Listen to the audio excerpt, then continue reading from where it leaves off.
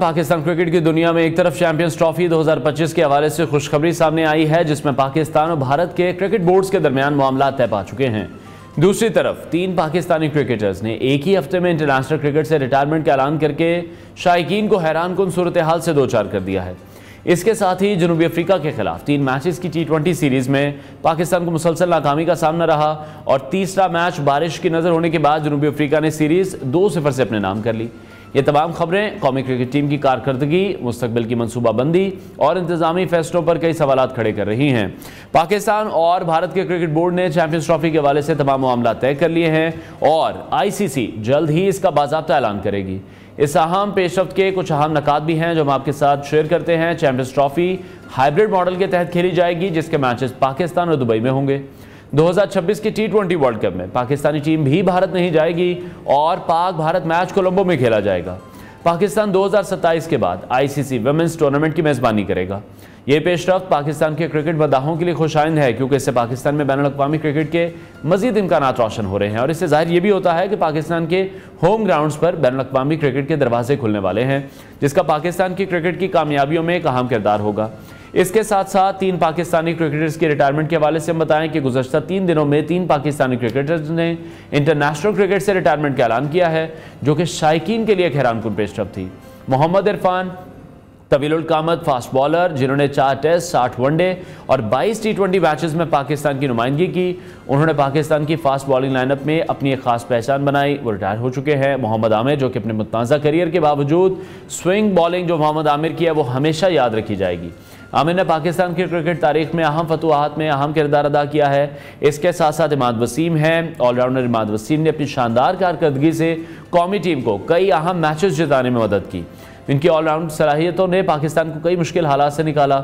इसके बाद जनूबी अफ्रीका के खिलाफ जो पाकिस्तान की नाकामी है, पाकिस्तान क्रिकेट टीम ने जनूबी अफ्रीका के खिलाफ 3 मैचेस की T20 सीरीज में नाकामी का सामना किया और सीरीज के तीनों मैचेस में से जो एक मैच था वो बारिश की नज़र हो गया। लेकिन दूसरे और पहले मैचेस में पाकिस्तान को शिकस्त का सामना करना पड़ा। पहले मैच की बात करें तो जनूबी अफ्रीका ने 11 रन से पाकिस्तान को शिकस्त दी। दूसरे मैच में जनूबी अफ्रीका ने 7 विकेटों से पाकिस्तान को शिकस्त दी और तीसरा जो मैच था वो बारिश की नज़र हो गया। इसी तमाम सूरत-ए-हाल पर हम बात करेंगे। स्पोर्ट्स एनालिस्ट अबू बकर बिन तल्लत ने हमें इस वक्त शो में ज्वाइन किया। बकर, बहुत शुक्रिया हमें शो में ज्वाइन करने के लिए। आपके सबसे पहले तो चैंपियंस ट्रॉफी के हवाले से मैं चाहूँगा कि आप हमें बताइएगा कि हाइब्रिड मॉडल पर अहमद दरामद से पाक भारत क्रिकेट ताल्लुकात पर आपको क्या लगता है, क्या असर पड़ेगा? बड़ी मुश्किल से पाकिस्तान को फतह मिली है। पाकिस्तान अपने स्टांस पर कायम रहा, अपने मौके पर कायम रहा, अटल रहा, तो अभी अच्छी खबर सामने आ चुकी है। अनवर, बिल्कुल आप ठीक कह रहे हैं। आइडियल तो ये था कि सारी चैंपियंस ट्रॉफी जो कि पाकिस्तान ने होस्ट करनी थी, तमाम तर मैचेस पाकिस्तान में होते। 3 वेन्यूज हमने सिलेक्ट किए हुए, लाहौर, कराची और रावलपिंडी, और इंडिया के जितने भी इंपॉर्टेंट मैचेस थे वो लाहौर में स्टेशन किए गए थे। लेकिन अनफॉर्चुनेटली हमेशा की तरह भारतीय सरकार का एक वजह सामने रखकर इंडियन क्रिकेट बोर्ड ने यह कहा कि हम पाकिस्तान नहीं आ सकते। पाकिस्तान के लिए इसलिए भी सरप्राइजिंग था कि अक्टूबर की अगर मिनट्स ऑफ मीटिंग्स उठा के देख ले अनवर, तो इंक्लूडिंग इंडिया जितने भी बोर्ड मेंबर्स थे उन्होंने सेटिस्फेक्शन का इजहार किया। उन्होंने कहा पाकिस्तान जाकर खेलेंगे। लेकिन आउट ऑफ नोवेयर इंडिया का ये कंसर्न शो हुआ। ICC को उन्होंने कहा कि हम पाकिस्तान नहीं खेलना चाहते, जिसकी वजह से फॉर द फर्स्ट टाइम इस तरह हुआ है कि 8 वीक्स रह गए हैं चैंपियंस ट्रॉफी स्टार्ट होने में। ICC का इवेंट है, पाकिस्तान होस्ट कर रहा है, लेकिन अभी तक ऑफिशियली स्केड्यूल अनाउंस नहीं हुआ। लेकिन इस डेडलॉक को आखिर टूटना था और वो टूटा। कुछ विन विन सिचुएशन सामने हमें नजर आई। तो हाइब्रिड मॉडल प्रपोज किया था इंडिया ने, रहे थे कि हम जितने भी मैचेस हैं वो किसी न्यूट्रल वेन्यू पे खेलें। और न्यूट्रल वेन्यू से यहाँ नॉर्मली ये मुराद दी जाती है कि UAE में या दुबई में ये मैचेस खेले जाएं।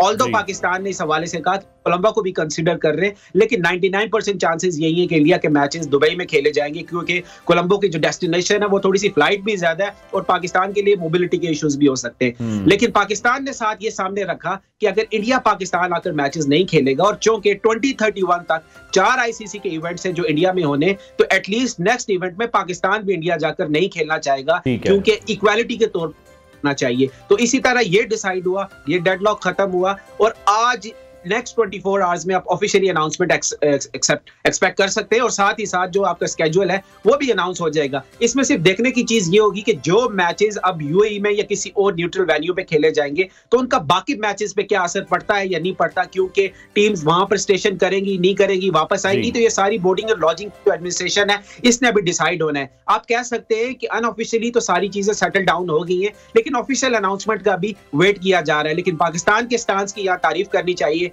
कि इससे पहले हमने देखा कि का बड़ा वीकर स्टांस रहा, कंसिस्टेंसी नहीं रही। लेकिन यहाँ पर पाकिस्तान क्रिकेट बोर्ड ने from the very first day जो बात कही कि हम जो भी डिसीजन लेंगे वो बराबरी की बुनियाद पर लेंगे, वैसा ही देखने को मिला। और ना सिर्फ यहाँ पर बात खत्म हुई बल्कि पाकिस्तान ने पैसों के बजाय प्रायोरिटी दी कि हमें आईसीसी का एक और इवेंट 2031 से पहले दे दिया जाए। इसमें भी पाकिस्तान कामयाब रहा और 2027 और 31 के दरमियान के साइकिल में वुमेन्स वर्ल्ड कप है जो आईसीसी का, वो पाकिस्तान उसकी मेजबानी भी करेगा। तो ये पाकिस्तान के लिए एक तरफ है, लेकिन दूसरी तरफ ये बात बहुत जरूरी है कि भारत को क्रिकेट और स्पोर्ट्स से पॉलिटिक्स को अलग करना होगा, वरना ये चीजें दोनों साथ नहीं चल, जो कि वो बिल्कुल भी नहीं कर पा रहे और वो करना भी नहीं चाह रहे। पाकिस्तानी गवर्नमेंट की भी ऑब्वियसली इसमें मुशावरत हुई थी। मोहसिन नकवी साहब की प्राइम मिनिस्टर पाकिस्तान से, पाकिस्तान क्रिकेट बोर्ड की एक कामयाबी है। लेकिन आपको लगता है जो की एलिमेंट है वो मोहसिन नकवी खुद रहे हैं, वो जिस हवाले से एक्टिव रहे हैं, जो रिजिड स्टांस पर वो कायम रहे, इसकी बदौलत ये सब कुछ मुमकिन हुआ। तो क्रेडिट देना तो बनता है मोहसिन नकवी साहब को।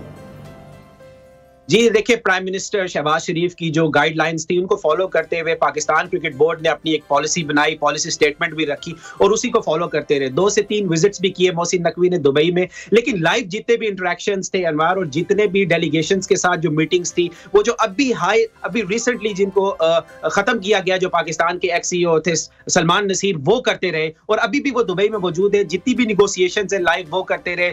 भारतीय बोर्ड से लेके आईसीसी के जितने भी हाई डेलीगेट्स थे उनके साथ उनकी मीटिंग्स रही, ऑन एंड ऑफ वो मिनट्स ऑफ मीटिंग्स जो है मोहसिन नकवी के साथ शेयर करते रहे। तो एक टीम वर्क हमें दिखाई, ऐसा लगा कि पॉलिसी जो बनाई थी पाकिस्तान क्रिकेट बोर्ड ने, बिल्कुल क्लैरिटी थी उसके अंदर, इसीलिए आसानी हुई उसको इंप्लीमेंट करने के लिए। इससे पहले हम देखते थे कि पॉलिसी मेकिंग में जब बैठते थे चेयरमैन कोई और होता था, इंप्लीमेंटेशन के टाइम कोई और हेड होता था, तो पाकिस्तान क्रिकेट बोर्ड में जो कंसिस्टेंसी नहीं होती थी उसका नुकसान पाकिस्तान क्रिकेट को उठाना पड़ता था। लेकिन इस दफा चूंकि इलेक्टेड चेयरमैन है मोहसिन नकवी, 3 साल का उनकी टेन्योर ब्रैकेट है, तो ये जो पॉलिसी में एक कंसिस्टेंसी नजर आ रही है, इससे पाकिस्तान क्रिकेट का फायदा होते हुए दिखाई दे रहा है लॉन्गर रन में, और ये बहुत खुशाइंदा पाकिस्तान क्रिकेट के लिए। ठीक है रबू अकर, 3 दिन में 3 क्रिकेटर्स के रिटायरमेंट को किस तरह से आप देख रहे हैं? मोहम्मद आमिर की हम बात करें, इमाद वसीम की बात करें, या अगर मोहम्मद इरफान की भी हम बात कर लें, तो ये तमाम जो तीनों खिलाड़ी, इनकी खदमात से आपको लगता है पाकिस्तान ने भरपूर फायदा उठाया, इनको हमने अच्छे तरीके से यूटिलाइज किया? देखिए, क्रिकेट बोर्ड डिजिटलाइज हो गई है, कमर्शियलाइज हो गई है। आपने देखा कि पहले इतनी ज्यादा लीग्स नहीं हुआ करती थी, अब बहुत ज्यादा कमर्शियलाइजेशन आ गया क्रिकेट के अंदर, बहुत ज्यादा स्पॉन्सर्स इन्वॉल्व हो गए, प्राइवेट सेक्टर बहुत ज्यादा इन्वॉल्व हो गया। तो ऐसे में जब आप अगर देखें कि आपने ये डिसाइड करना होगा कि आपने अपनी नेशनल टीम को रिप्रेजेंट करना है या आपका फोकस जो है वो ज्यादा लीग के ऊपर होगा, क्योंकि आपने देखा कि पाकिस्तान क्रिकेट बोर्ड ने ये पॉलिसी भी बना दी है तो एक फिस्कल ईयर में आप 2 एनओसीज देंगे किसी भी इंटरनेशनल लीग को रिप्रेजेंट करने के लिए। तो वो प्लेयर जो ज्यादातर रिलाई कर रहे हैं, व्हाइट बॉल खेल रहे हैं, और व्हाइट बॉल में भी जो लिमिटेड एडिशन है T20 उसको खेल रहे हैं, तो ऐसे में प्लेयर्स की ये शायद पर्सनल चॉइस दिखाई दे रही है कि वो प्रेफर कर रहे हैं कि हमने अगर लीग्स खेलनी है तो फिर पाकिस्तान का सेंट्रल कॉन्ट्रैक्ट उनको छोड़ना पड़ेगा। लेकिन इमाद वसीम और मोहम्मद आमिर को शायद उस तरह हम यूटिलाइज नहीं कर सके, और वो भी शायद उस तरह टीम को रिप्रेजेंट नहीं कर सके जितना उनमें पोटेंशियल और जितना हमें नजर आ रहा था। वसीम अकरम जैसे अगर लेजेंडरी बॉलर भी अगर ये कहते हैं कि मोहम्मद आमिर मुझसे ज्यादा बेहतर बॉलर थे, तो इसका मतलब है हम मोहम्मद आमिर से वो सर्विसेज नहीं ले सके जिसका वो हाई लेवल या पोटेंशियल स्पार्क उनके अंदर मौजूद था। तो ये बड़ा ही कंट्रोवर्शियल किस्म के कैरियर्स रहे। इमाद वसीम ने व्हाइट बॉल में पाकिस्तान को बहुत अच्छी फतवात दिलवाई, रिप्रेजेंट किया, फ्रेंचाइज क्रिकेट में भी उनकी बहुत अच्छी परफॉर्मेंसेस रही, लेकिन उन्होंने अपने आप को थोड़ा सा सिक्योर किया इन प्लेयर्स ने फ्रेंचाइज क्रिकेट को अपनी अवेलेबिलिटी शो करने के लिए। तो दिस शोज के पाकिस्तान क्रिकेट बोर्ड को भी अब कुछ डिसीजंस मेकिंग में थोड़ी सी ज्यादा चेंजिंग लानी पड़ेगी, कोई अट्रैक्शन लानी पड़ेगी, थोड़े से ज्यादा जो आपका जो रेवेन्यू जनरेशन है उसको बेहतर करना पड़ेगा, ताकि इस तरह का जो हमारा टैलेंट ड्रेन है वो कम हो। ठीक है, अच्छा वो अगर दूसरा आप ये समझते हैं कि पिछले कुछ सालों में हमने देखा जैसे पाकिस्तान सुपर लीग ऑब्वियसली अब एक ब्रांड बन चुका है, बट कुछ सिचुएशन ऐसी भी आई हैं कि जिसने पाकिस्तान सुपर लीग में परफॉर्म किया उसको फौरन उठाते हैं और पाकिस्तान की मेन टीम में लेके आ जाते हैं। पाकिस्तान क्रिकेट बोर्ड नौजवान क्रिकेटर्स को जो तैयार करने के लिए फिर उनकी हिकमत अमली, आपको लगता है कि ये मौसर है, ये दुरुस्त तरीक़ाकार है? फिर बाद में उन्हीं प्लेयर्स को फिर हम देखते हैं कि वो टीम में भी नहीं रहते, वो सिर्फ PSL खेलते रहते हैं या फिर वहां से भी गायब हो जाते हैं। देखिए, एक चीज तो डिसाइडेड है अनवार कि आपने 15 या 16 का स्क्वाड लेकर जाना होता है, उसमें प्लेइंग 11 आपने 11 प्लेयर्स की रखनी होती है। अब यहाँ पर प्रॉब्लम ये आ रही है कि जब से PSL स्टार्ट हुआ, ये फ्रेंचाइज क्रिकेट स्टार्ट हुई, तो एक हमने देखा टग ऑफ वॉर स्टार्ट हो गई है कि जिस फ्रेंचाइज का कोई प्लेयर परफॉर्मेंस कर रहा है तो एक लॉबी स्टार्ट हो जाती है उसको नेशनल टीम में भिजवाने के लिए। तो यहाँ पर मैं अक्सर ये कहता हूँ कि पाकिस्तान क्रिकेट बोर्ड को भी ये डिसाइड करना पड़ेगा कि वो एडमिनिस्ट्रेशन, वो मैनेजमेंट, वो कोचेज जो पाकिस्तान सुपर लीग में अपनी सर्विसेज दे रही है, उसको बोर्ड में रिस्पॉन्सिबिलिटी अपॉर्चुनिटीज नहीं देनी चाहिए। ये कॉन्फ्लिक्ट ऑफ इंटरेस्ट देखते हुए नजर आ रहा है। देखिए इतना ज्यादा इंटेलेक्चुअल डिसऑनेस्टी हो जाती है कि अगर आपका एक कोच जो किसी फ्रेंचाइज को रिप्रेजेंट कर रहा है और वो पाकिस्तान की नेशनल टीम का चीफ सिलेक्टर भी है, तो डेफिनेटली वो किसी को फेवर करेगा और उसमें पाकिस्तान के लिए भी प्रॉब्लम हो सकती है। हम एक प्राइम एग्जांपल उस्मान खान की उठाकर देख लेते हैं कि उस्मान खान की बैक टू बैक 2-3 सेंचुरीज की वजह से हमने उनको उठाया, इंटरनेशनल टीम में लेकर आए। इवन दो कि वो यूएई को रिप्रेजेंट करने लगे थे, वो पाकिस्तान में एज अ फॉरेन प्लेयर खेल रहे थे पाकिस्तान सुपर लीग को, लेकिन उनकी परफॉर्मेंस अच्छे से अच्छे होने के बजाय नीचे आती रही। इसका यह मतलब है कि पीएसएल में अगर कोई परफॉर्म कर रहा है तो इसका ये बिल्कुल मतलब नहीं है कि ओवरनाइट आपको उसको उठाकर नेशनल टीम में लेकर आए। आपका जो डोमेस्टिक स्ट्रक्चर है, जब तक उसको कोई उस सर्किट को फॉलो नहीं करेगा, फर्स्ट क्लास क्रिकेट में नहीं देखेगा, पाकिस्तान में बेहतरी नहीं आएगी और इंटरनेशनल मटेरियल हम नहीं बना सकते। ठीक है। अच्छा, जनूबी अफ्रीका के खिलाफ जो सीरीज रही है उसमें आप क्या समझते हैं, शिकस्त की सबसे बड़ी वजह क्या है? अब किसी दिन हम देख रहे हैं कि बॉलर परफॉर्म नहीं कर पा रहे हैं, बैटिंग अगर चल गई है, एक टारगेट हमने अच्छा रख दिया था अगली टीम के सामने, तो फिर बॉलर्स उसको डिफेंड नहीं कर पाए हैं, तो प्रॉब्लम फिर कहां पर है? देखिए हमारा सबसे पहले तो ये इंपॉर्टेंट था कि सुपर स्पोर्ट्स पार्क सेंचुरियन में जो दूसरा मैच था, वहां की जो विकेट है वो सबसे ज्यादा हाई स्कोरिंग रन्स की वजह से जानी जाती है। अभी लास्ट ईयर ही जब इंडिया ने विजिट किया तो उन्होंने 250 प्लस स्कोर किया यहाँ पर, तो 200 जो था it was not a very good score, ये पार स्कोर था उस वेन्यू को सामने रखते हुए। और हमेशा हमने देखा कि जो स्टैट्स बताते हैं कि अगर आपने वहां टॉस जीता तो टीम ज्यादा प्रेफर करती है कि हम चेज ऑन करें। ये बड़ा ही बोल्ड डिसीजन था रिजवान का कि 200 रन तो उन्होंने पोस्ट कर दिए थैंक्स टू साइम अयूब की। अगर साइम अयूब की वो इनिंग्स निकाल दें तो पाकिस्तान का इस मैच में भी कोलैप्स होता हुआ नजर आ रहा था। प्रॉब्लम बेसिकली हमें आ रही है, अगर पहला मैच भी उठा के देखें, कि बाबर आजम और मोहम्मद रिजवान की जो अप्रोच रही है उसने पाकिस्तान को काफी सक्सेस दी है ओवर द पीरियड। लेकिन अब आखिरी कुछ 2 साल से जो स्टैंडर्ड ऑफ T20 क्रिकेट है वो डायमेंशंस बिल्कुल चेंज हो गई हैं। जो इन दोनों का टेम्पलेट है वो आउटडेटेड होता हुआ नजर आ रहा है। आप देखिए रिजवान को कि वो बहुत ज्यादा बॉल्स कंज्यूम कर लेते हैं और उसके बाद जब वो स्ट्राइक रेट अपना तेज भी करते हैं तो 15 का रन पर ओवर 12 तक तो आ जाता है, लेकिन आप उसको यूटिलाइज नहीं कर सकते। तो पाकिस्तान को राइट अप फ्रंट में साइम अयूब जैसे प्लेयर्स चाहिए जो अटैकिंग क्रिकेट खेल सके, मॉडर्न डे क्रिकेट को कंपीट कर सके। और अनफॉर्चुनेट है कि अगर हम इंडिया की फ्लिप साइड पे बात देखें तो इस बार 5 से 7 उनके बैट्समैन हैं जिनका स्ट्राइक रेट 150 प्लस है, और पाकिस्तान के आखिरी 2 साल में सिर्फ 2 ऐसे बैट्समैन थे जिनके 140s में स्ट्राइक रेट है। और मजे की बात यह कि वो दोनों इस टाइम टीम से बाहर हैं। फखर जमान और शादाब खान की मैं बात कर रहा हूं। शादाब खान की बुरी परफॉर्मेंस की वजह से हमने उनको टीम में तो बाहर किया हुआ, लेकिन लोअर मिडिल ऑर्डर और मिडिल ऑर्डर में जो उनकी बैटिंग की परफॉर्मेंसेज है with the strike rate of 140 वो हम इग्नोर किए जा रहे हैं।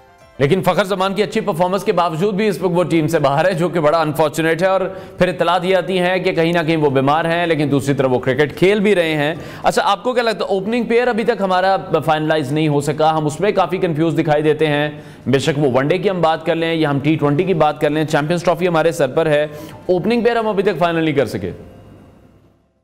कोई भी हमारा एक्स क्रिकेटर हो, लेजेंडरी हो, मैनेजमेंट हो या कोचेज अनवार, जब वो टीम से बाहर होते हैं या किसी ऑफिशियल रोल से बाहर होते हैं तो बहुत ज्यादा सजेशंस देते हैं, टीवी शोज पे भी आके बड़ी बात करते हैं। अगर हम आकिब जावेद की भी बात करें जो आपके ऑल इन ऑल है पाकिस्तान क्रिकेट टीम में, तो वो बाहर बैठ के सबसे ज्यादा क्रिटिसाइज किया करते थे मोहम्मद रिजवान और बाबर आजम के ओपनिंग प्लेयर को कि ये बहुत ज्यादा स्लो खेलते हैं, इनका स्ट्राइक रेट ठीक नहीं है, बॉल्स बहुत ज्यादा कंज्यूम करते हैं। लेकिन जब अब वो उस रोल में है कि वो डिसीजन मेकिंग अथॉरिटी है, वो उस प्लेयर को नहीं तोड़ पा रहे। देखिए समझ से बाहर है कि आपके 2 इंपैक्ट प्लेयर्स ने T20 में, साइम अयूब वो ओपनर नहीं आ रहा, फखर जमान जो सबसे बड़ा आपका इंपैक्ट प्लेयर है वो टीम से बाहर है। किसी भी दुनिया में किसी भी क्रिकेट टीम में फखर जमान और साइम अयूब के होते हुए अगर कोई और उनकी जगह में किसी का नाम नहीं ले रहा, अगर आप बाबर और रिजवान को भी साइड पे रखते तो फखर और साइम के होते हुए अगर आप किसी और को 1, 2, 3 में खिला रहे हैं, तो यहां से आप देख लें कि पाकिस्तान क्रिकेट टीम ने कितना रन पोस्ट करना है अपने स्कोर कार्ड में। तो 200 रन का जो टारगेट है वो कैसे चेज करना, ये पॉसिबल नहीं है। 110, 105 के स्ट्राइक रेट वाले प्लेयर्स जब आपको 10, 11, 12 के रन पर ओवर का स्कोर चाहिए होता है वो नहीं बना सकते। तो ये आउटडेटेड क्रिकेट है। मॉडर्न डे क्रिकेट को कंपीट करने के लिए आपको मॉडर्न डे के सॉल्यूशंस निकालने होंगे। और आकिब जावेद जो बाहर बैठ के चीजें बताते थे, अगर यहां उससे आधी भी इंप्लीमेंट कर दें तो चीजों में बेहतरी आना शुरू हो जाएगी। ठीक है। अच्छा, जिस तरह से आप भी ये कह रहे हैं कि आकिब जावेद अब ऑल इन ऑल हैं, यकीनी तौर पर गैरी क्रिस्टन नहीं रह सके उनके आगे, गिलेस्पी उनके सामने नहीं रह सके, तो फिर बाबर और रिजवान के इस इशू को लेकर क्या आपको लगता है कि फिर वो उनके इस इशू पर काम कर रहे हैं, उनकी गेम को चेंज करने की कोशिश कर रहे हैं कहीं ना कहीं, इसलिए वक्त दिया जा रहा है इन दोनों प्लेयर्स को?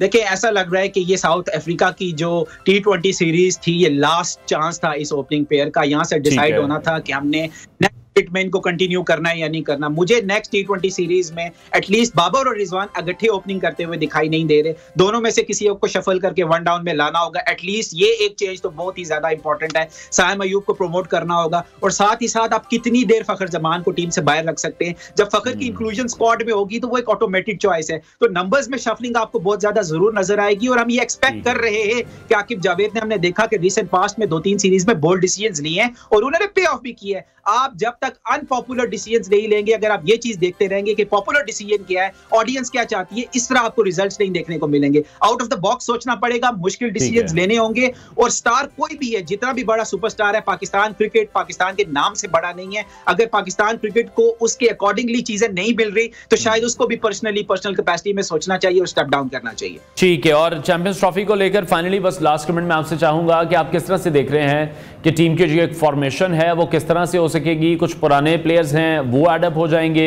जो हमारे कुछ अभी प्लेयर्स जो अच्छा परफॉर्म करते दिखाई दे रहे हैं, कॉम्बिनेशन मिलाकर होगा? मैनेजमेंट की हिकमत अमली क्या लगता है आपको, क्या होगी?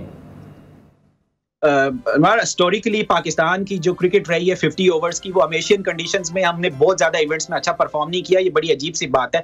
लेकिन सेना कंडीशंस में south Africa, England, New Zealand, Australia में अगर आईसीसी का इवेंट है तो हम कंपैरेटिवली बेटर परफॉर्म कर सके। हमने जितने भी वर्ल्ड कप जीते वो एशियन कंडीशंस में नहीं जीते। हालांकि ये ज्यादा सूट करनी चाहिए पाकिस्तान क्रिकेट को। तो यहाँ पे जो क्रिकेट होगी हाई स्कोरिंग होगी। अगेन वही वाली बात है, ज्यादा स्किल्स टेस्ट होगा। यहाँ पे बॉलर्स का भी टेस्टिंग होगी क्योंकि पिचेस बॉलर्स को इतना सूट नहीं करती। तो यहाँ पे आपकी फास्ट बॉलिंग, स्पिन ऑप्शन सारों को यूटिलाइज करना होगा। और कैप्टनसी का रोल बहुत ही ज्यादा इंपॉर्टेंट होगा कि किस तरह आपकी केमिस्ट्री बनती है, प्लेइंग 11 आप कैसे सिलेक्ट करते हैं और जो बंच ऑफ प्लेयर्स है उसको कैसे यूटिलाइज करते हैं। क्योंकि आपके पास सीनियर प्लेयर्स इस टाइम 2-3 ही रह गए जिनको आप रिजवान, बाबर को कह सकते हैं। बाकी आपने यंग ब्लड को साथ कैरी करके रखना है और बॉलिंग बहुत जरूरी है। जो भी टीम ये टूर्नामेंट जीतेगी आईसीसी चैंपियंस ट्रॉफी, वो बॉलिंग के बलबूते पे जीतेगी। क्योंकि बैटिंग तो हमने देखा कि बहुत सारी टीम्स के पास एटलीस्ट एक जैसी ऑलमोस्ट, लेकिन बॉलिंग में परफॉर्म करेगा एशियन कंडीशंस में, अपने स्पिनर्स को अच्छा यूटिलाइज करेगा, टूर्नामेंट जीतने के ज्यादा चांसेस है उसको। और ये बात भी ज़हन में रखनी चाहिए कि इंडिया के मैचेस यूएई में भी होंगे और वो कंडीशंस और पाकिस्तान की कंडीशंस को सामने रखते हुए हमने टीम सिलेक्शन करनी है।